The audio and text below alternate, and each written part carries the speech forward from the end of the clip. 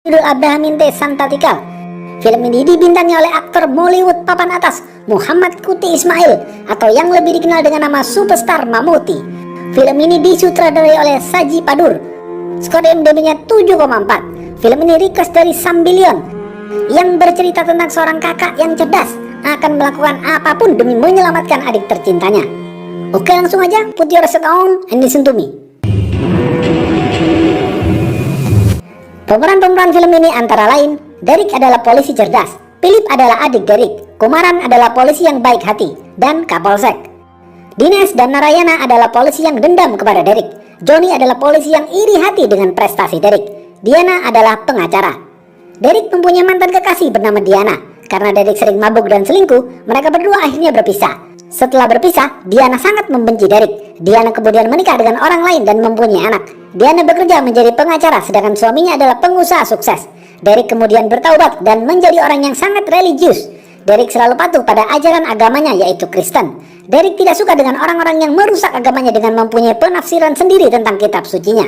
Derek gagal dalam urusan cinta, tetapi Derek mempunyai prestasi cemerlang sebagai polisi. Ia dikenal sebagai polisi pemberani dan cerdas. Derek banyak memecahkan kasus pembunuhan dan penculikan. Jika ada kasus pembunuhan dan penculikan, semua polisi percaya penuh dengan Derek karena Derek adalah ahlinya. Derek mempunyai adik bernama Philip yang sangat ia cintai. Derek tidak akan membiarkan siapapun menyakiti adiknya. Dari kecil, Derek selalu mendidik adiknya agar menjadi orang yang baik. Derek dan Philip mempunyai hobi yang sama yaitu menembak.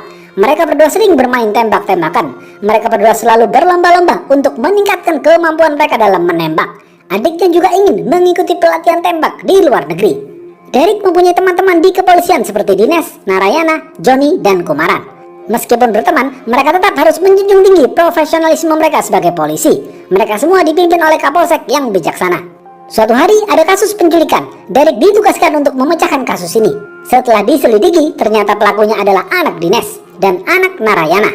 Derek mempunyai bukti kuat bahwa anak Dinesh dan anak Narayana bersalah. Derek tidak peduli meskipun kedua anak itu adalah anak rekannya sesama polisi. Derek langsung menangkap anak Dinesh. Derek kemudian pergi ke rumah Narayana untuk menangkap anaknya. Dinesh dan Narayana memohon kepada Derek agar mengampuni dan tidak menangkap anak-anak mereka. Derek dengan sopan menjawab, "Maaf Pak, saya hanya menjalankan tugas saya sebagai polisi." Karena takut malu di penjara, anaknya Narayana melakukan bunuh diri dengan menembakkan pistol di kepalanya. Anak Dinesh lalu dimasukkan ke dalam penjara.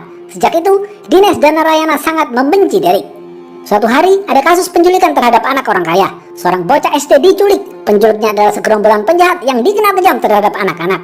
Penculik meminta uang tebusan kepada orang tuanya. Kapolsek datang dan berbicara langsung dengan kedua orang tua korban. Sang ortu khawatir terjadi apa-apa dengan anaknya. Sang ortu akan memberikan uang berapapun, yang penting anaknya selamat. Kapolsek mengatakan kepada kedua orang tua bocah itu, "Bapak dan ibu jangan khawatir, karena saya mempunyai anak buah yang akan menyelesaikan ini semua. Dia akan melakukan negosiasi dengan penculik untuk mengulur waktu." Sang ortu mengatakan, "Kenapa bapak begitu yakin anak buah bapak akan menyelesaikan masalah ini? Siapa anak buah bapak itu?" Kapolsek menjawab, Derek Abraham, my most effective man, and he hates violence. Derek dengan cepat melacak keberadaan si penculik dan menyergap mereka. Derek berangkat dengan menggunakan mobil coklatnya.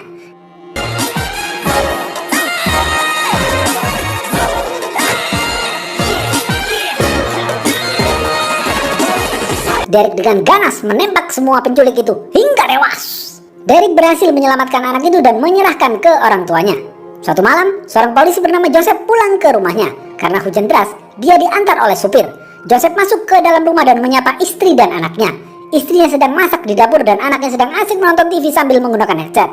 Terlihat di luar ada seseorang yang tak dikenal berdiri di depan rumah Joseph. Orang itu masuk ke dalam rumah Joseph dan mengeluarkan palu besar. Ia langsung memukul Joseph hingga tewas. Sang istri mendengar suara suami jatuh tersungkur. Pelaku langsung memukul sang istri, tapi sang istri masih bertahan. Sang istri berteriak kesakitan. Pelaku langsung memukulnya lagi hingga tewas. Setelah itu, pelaku pergi ke ruang TV. Pelaku langsung memukul Amelia hingga tewas. Pelaku kemudian menulis angka Romawi 10 kurang 6 sama dengan 4. Pelaku lalu kabur melarikan diri. Besok pagi, berita terbunuhnya polisi ini heboh di media. Polisi bernama Johnny dan tim forensik datang menelusuri TKP. Dokter forensik mengatakan korban dipukul menggunakan palu besar. Darah yang ditemukan di rumah itu selain darah para korban adalah AB-.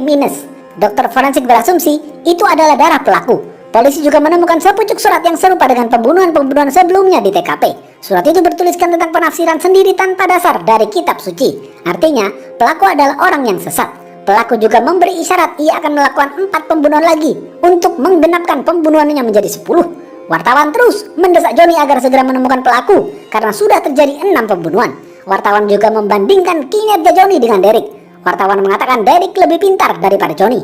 Johnny marah kepada wartawan itu. Kapolsek datang dan turun tangan. Kapolsek merasa kinerja Johnny buruk karena tidak kunjung menemukan pelaku. Kapolsek memanggil Derek untuk memecahkan kasus ini. Derek lalu membaca file-file terkait pembunuhan-pembunuhan yang sudah terjadi. Derek langsung menelusuri TKP. Berdasarkan fakta-fakta yang ada, pembunuhan-pembunuhan yang sudah terjadi berlangsung di jam 7 sampai 8 malam. Jam 7 sampai 8 malam adalah waktu yang khusyuk untuk berdoa. Derek pergi ke sekolah Amelia dan bertanya kepada kepala sekolah Amelia. Kepala sekolah mengatakan, Amelia tidak mempunyai masalah apapun. Sekolah Amelia adalah sekolah Kristen yang dikenal sangat religius. Sekolah itu mengajarkan dasar-dasar nilai agama Kristen. Setelah dicek tentang biodata dan aktivitas Amelia, ternyata Amelia tidak mengikuti tradisi berdoa setiap pagi di sekolah itu. Orang tua Amelia ternyata adalah orang ateis dan tidak beragama. Derek lalu pergi ke gereja dan bertemu dengan seorang pendeta. Derek memberikan sepucuk surat yang ditulis pelaku kepada Pak Pendeta. Bapak pendeta itu mengatakan, ini adalah perkataan orang yang sedang marah. Agama Kristen tidak pernah mengajarkan hal seperti ini. Agama Kristen adalah agama cinta kasih. Ini adalah ajaran Lucifer.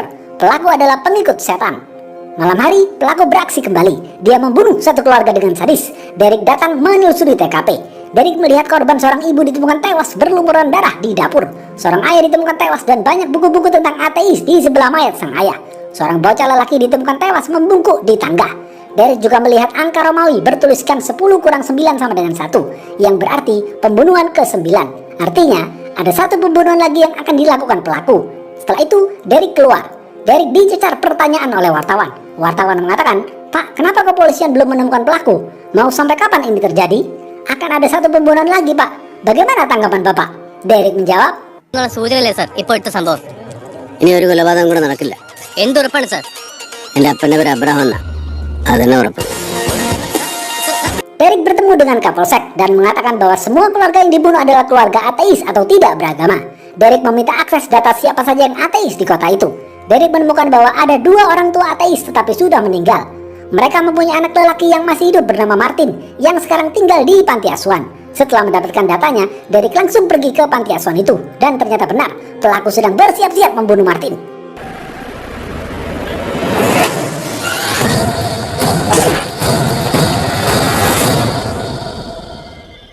Beruntung dengan cepat Derek datang dan mengagalkan upaya pelaku.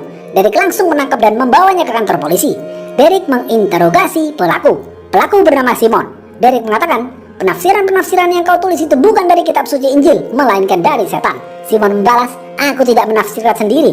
Mereka yang ateis tidak mempunyai tempat di bumi ini. Tinggal satu pembunuhan lagi dan aku akan melengkapinya. Derek marah dengan omongan Simon karena menafsirkan salah kitab sucinya. Derek keluar ruangan dan mencuci tangan. Tiba-tiba, anak buah Derek mengatakan Simon bunuh diri di ruang interogasi. Derek kaget dan langsung ke ruangan itu. Derek melihat ada tanda 10 kurang 10 sama dengan 0, yang berarti semua pembunuhan telah selesai. Semua orang masih bingung siapa yang membunuh Simon. Media heboh dengan kematian Simon. Johnny menyudutkan dan menyalahkan Derek. Derek dianggap gagal dalam memecahkan kasus ini. Derek disalahkan dan disuspend. Misteri pembunuhan Simon belum terpecahkan. Philip, adik Derek, mempunyai kekasih bernama Alena.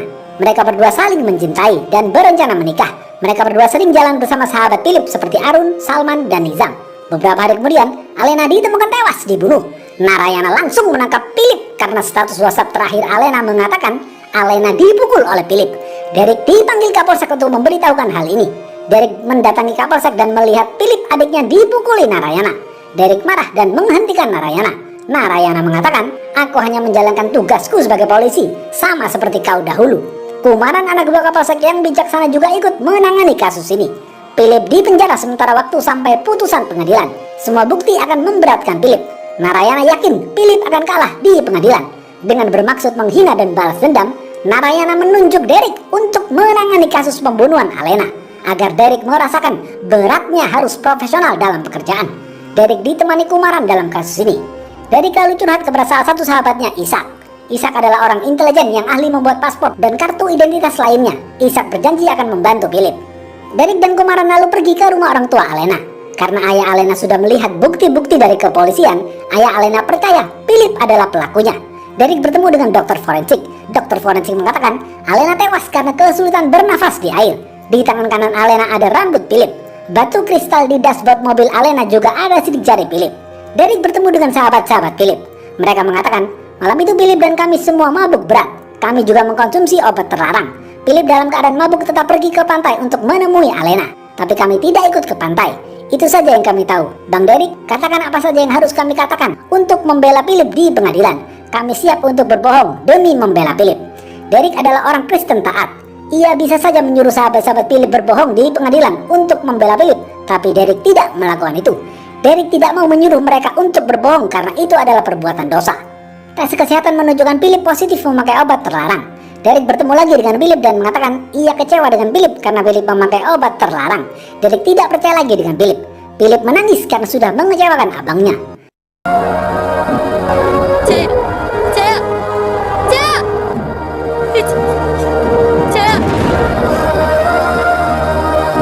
Derek meninggalkan Philip yang terus menangis. Dari semua bukti yang ada, status WhatsApp terakhir Alena mengatakan bahwa Philip telah melakukan kekerasan kepadanya. Rambut Philip ditemukan di tangan Alena. Kamera CCTV merekam mobil Philip ada di pantai malam itu.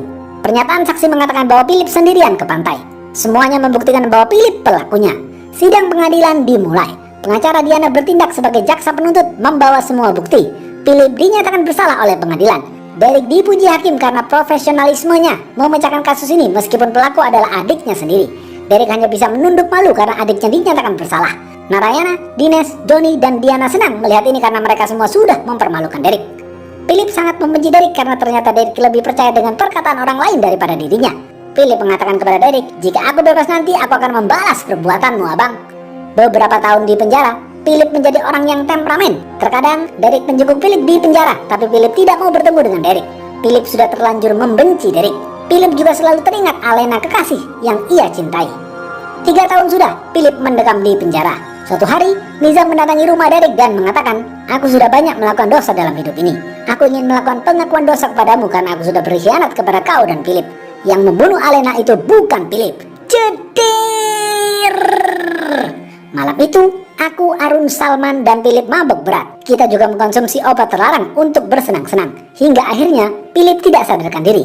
Kemudian, Alena telepon dan diangkat oleh Arun. Kami bertiga mendatangi Alena di pantai menggunakan mobil Philip. Arun ingin memperkosa Alena, tapi Alena melawan. Arun dalam keadaan mabuk berat, menceburkan kepala Alena ke air hingga tewas.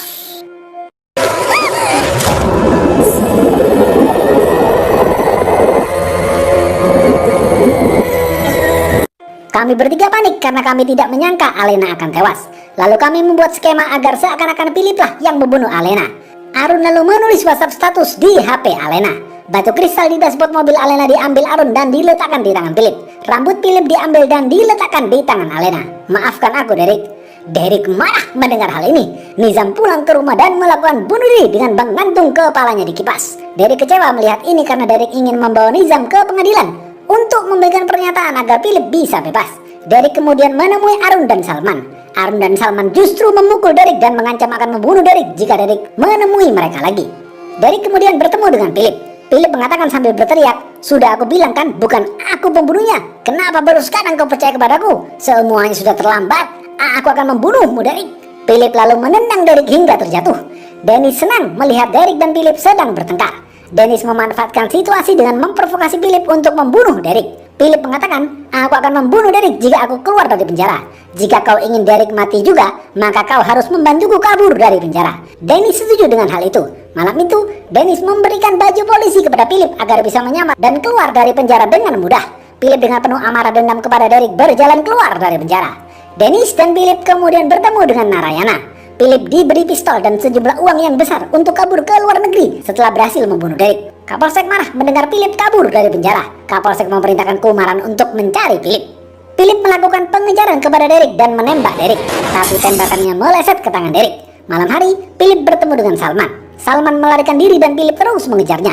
Beberapa jam kemudian, Salman ditemukan tewas ditembak kepalanya. Kumaran datang dan menelusuri TKP. Kumaran mendapatkan petunjuk berupa jejak ban mobil. Kumaran melaporkan hal ini kepada Kapolsek dan kebetulan ada Diana di sana. Diana mengatakan, beberapa waktu lalu Derek mengatakan kepadaku bahwa Philip tidak bersalah. Nizam mengatakan yang membunuh Alena adalah Arun dan Salman. Kumaran berasumsi bahwa yang melakukan ini semua adalah Philip. Philip mempunyai motif dendam kepada Arun dan Salman karena sudah membunuh kekasihnya. Suatu hari, Derek pergi ke supermarket untuk belanja. Tiba-tiba, di sana ada Philip yang membuntutinya. Philip langsung menghajar Derek. Pertengkaran mereka ini direkam CCTV supermarket.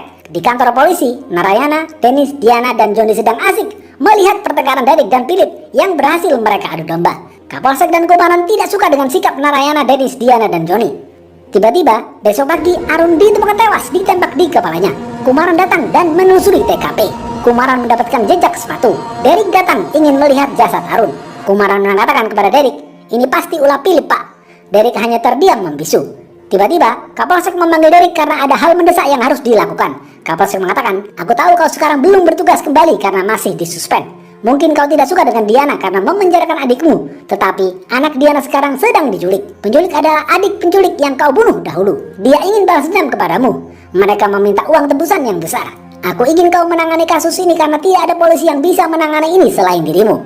Derek setuju dan pergi ke rumah Diana. Diana dan suaminya memohon pertolongan kepada Derek agar membebaskan anaknya. Penculik menelpon suami Diana dan mengatakan, aku ingin uang cash 2 miliar rupiah dan harus Derek yang mengantarkannya karena aku ingin membunuh Derek. Setelah itu, baru aku akan membebaskan anakmu. Mulai sekarang, aku akan menelpon Derek. Derek melakukan rapat di kantor polisi untuk memimpin operasi. Tiba-tiba, ia ditelepon penculik dan mengatakan agar meletakkan uang 2 miliar itu di tong sampah. Ternyata, yang menelpon adalah Philip. Kapolsek kaget, ternyata Philip ikut terlibat dalam penculikan ini. Derek berangkat untuk meletakkan uang cash itu di tong sampah. Philip membimbing Derek melalui telepon untuk menunjukkan jalur ke tong sampah. Derek dikawal oleh kepolisian yang mencari sinyal telepon Philip. Sinyal itu berada dekat dengan mobil Derek. Kepolisian terus membuntuti mobil Derek. Setelah itu, Derek meletakkan uangnya di tong sampah. Kemudian, datang 4 mobil mengelilingi ke tong sampah itu beberapa kali dan berhenti. Seakan-akan salah satu dari mobil itu mengambil uang tebusan di tong sampah. Lalu 4 mobil itu pergi. Derek mengecek uangnya di tong sampah dan mengatakan uangnya hilang karena sudah diambil ke 4 mobil itu. Derek memerintahkan kepolisian untuk mengejar ke 4 mobil itu. This car. Abandon for it. Yuk. Come on, sir. Go, come on, fast.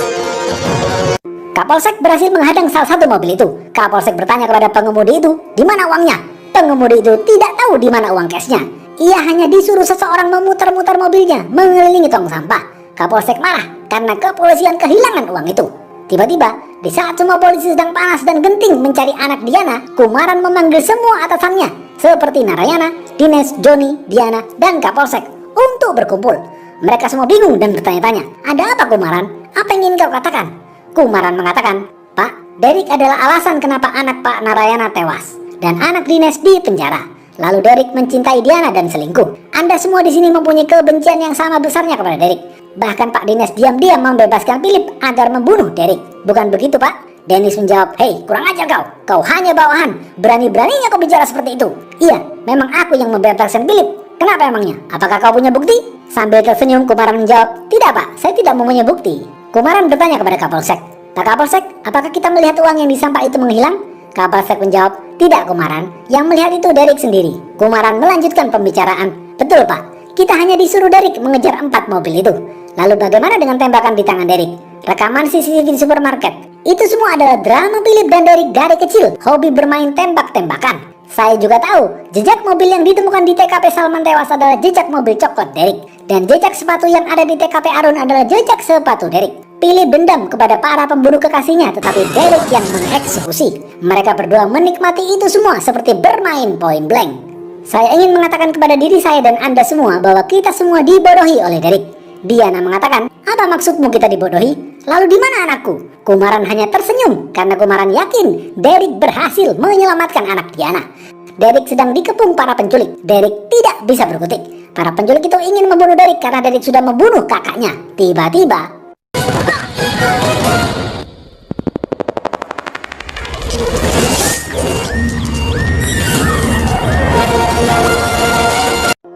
Philip membantu Derek. Ternyata selama ini Philip dan Derek bekerja sama. Cedir. Derek membodohi semua orang untuk membebaskan Philip. Mereka kemudian berhasil menyelamatkan anak Diana.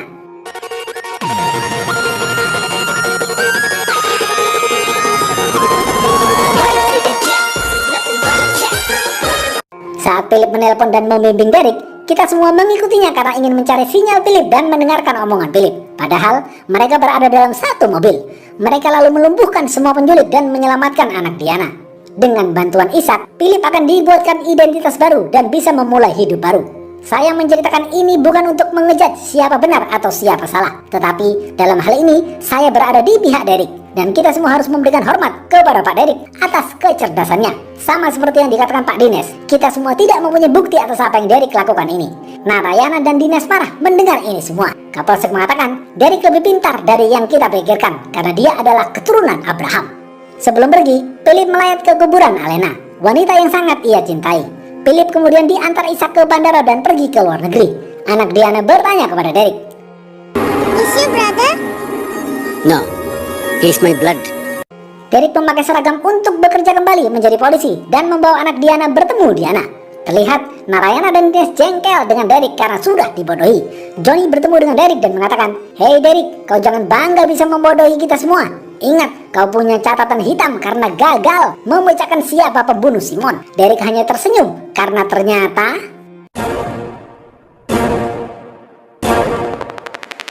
എപ്പോഴും സ്തുതിയായിരിക്കട്ടെ. Derek lah yang membunuh Simon. Kemudian Derek menulis 10 kurang 10 sama dengan 0 di meja menggunakan darah Simon untuk memberitahu bahwa pembunuhan yang dilakukan Simon telah berakhir. Habis.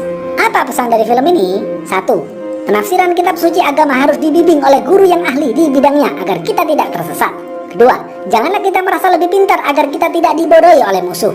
3. Keluarga adalah hubungan darah. Jika keluarga kita benar, tetapi seluruh dunia menyalahkannya, maka kita wajib berdiri paling depan dan membelanya sampai titik darah penghabisan. Oke, segitu aja video kali ini. Jangan lupa like, comment, and subscribe ya. Stay watching and see you.